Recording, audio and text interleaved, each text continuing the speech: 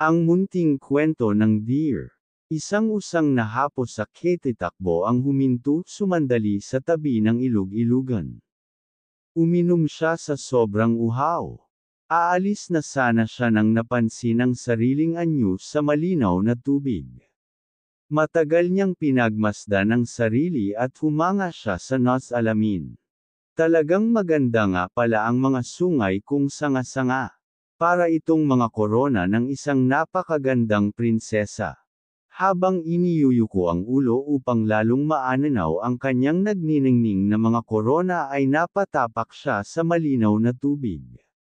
Napamulagat siya nang makita ang anyo ng kanyang mga binti. Aba, nakahihiya pala ang mga binti ko. Sobra sa payat. Hindi bumabagay sa kaakit-akit na mga korona ko.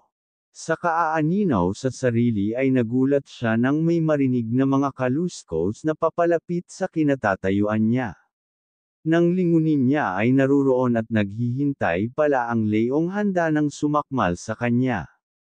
Kumari pa siya ng takbo. Kahit payat ang mga binti ay parang buhawi siya sa bilis ng pagtakbo. Nakapasok na siya sa loob ng kagubatan nang masabit sa mga halaman ang mga sungay niya. Ang mga korona niyang ipinagpaparangalan ang maghahatid pala sa malagim niyang kamatayan.